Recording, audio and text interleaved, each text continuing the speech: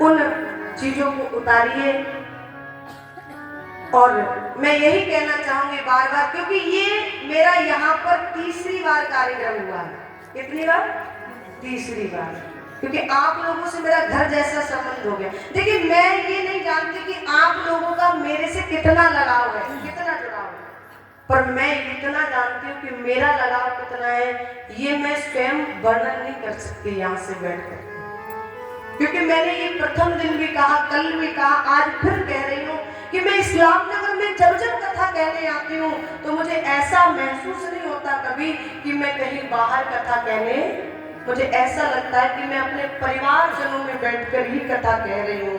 आप लोग इतना प्रेम देते हो, इतना स्नेह करते हो, इतना दुलार करते हो कि 7 दिन में मुझे कोई कमी महसूस नहीं होती।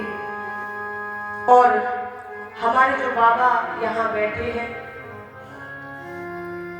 उनका तो इस व्यासपीठ से बहुत बहुत आभार, जो कि मैं देख रही हूँ लगातार। इस बार थोड़ा समय का अभाव था, शादी ज्यादा चल रही थी, तो संख्या अधिक तो नहीं हो पाई, पर मैं ये जानती कि मेरे लायक ठीक थी। भाई, जितना मेरी वाणी में दम है, मेरे लायक श्रोता ठीक थे, क्योंकि मैं इतनी उच्च स्तर की कथावाचक नहीं जो कि बड़ी संख्या में यहाँ भक्तजन पधारते, पर ठीक था। मैं बाबा का हृदय से हार्दिक अभिनंदन, हार्दिक स्वागत, धन्यवाद इस व्यासपीठ से करती हूँ कि 7 दिन में बाबा ने एक भी दिन छूटने नहीं दिया। और एक दिन की तो बात छोड़िए, एक भी मिनट आगे पीछे नहीं हुआ। मेरे आने से पहले यहाँ कोई श्रोता नहीं होते, मेरे बाबा वहां कुर्सी पर बैठे मिलते मेरे को। बस मैं पहले दिन जब कथा यहाँ कहने आई तो श्रोता नहीं दिखे, मेरे को लगा कि कम से कम बाबा तो यहाँ बैठे हैं। 7 दिन मेरी टूटी फूटी वाणी को आपने श्रवण किया। इस व्यासपीठ से यदि कोई अपशब्द, कोई त्रुटि हुई हो तो अपनी बेटी समझ करके मुझे क्षमा कर देना।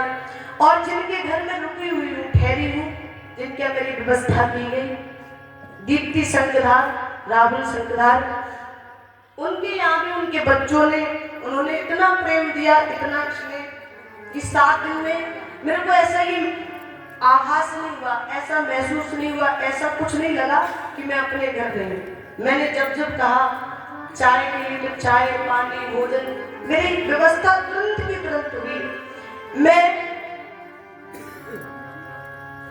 और एक बात और खास है कि जिनकी यहाँ मैं रुकी हुई हूँ वही मुख्य यजमान बने हैं। उन्हीं ने परीक्षक का फर्ज निभाया। तो ये बहुत बड़ी बात है कि कथावाचक की व्यवस्थाएं भी करना, भोजन की, चाय की, पानी की, रहने की, सहने की, और फिर पूजा भी करनी, फिर कथा में भी समय देना, क्योंकि मैं जानती हूँ इन लोगों की नींद पूरी नहीं हुई है। तो मैं बार बार इस परिवार का भी हार्दिक अभिनंदन, हार्दिक स्वागत। और जितने भी यहाँ श्रोताजन, जितनी भी मेरी माताएं बैठी, पीछे वाली जो मैया हैं, ये भी मेरे से बड़ा स्नेह करती। स्नेह तो आप सब करते हो, जितने भी ग्रामवासी, इस्लाम नगर वासी, सब स्नेह करते हैं। हमारे रस्तोगी भैया, बड़े भैया उमेश भैया, और देखिए दिवाकर भैया, डॉक्टर भैया, और सामने बैठे, देखिए मैं सबके नाम तो खैर नहीं जानती, पर मैं सबका इस व्यासपीठ से हार्दिक अभिनंदन, हार्दिक स्वागत करती हूँ। और मैं चाहूंगी एक बार इन श्रोताओं के लिए जोरदार तालियां।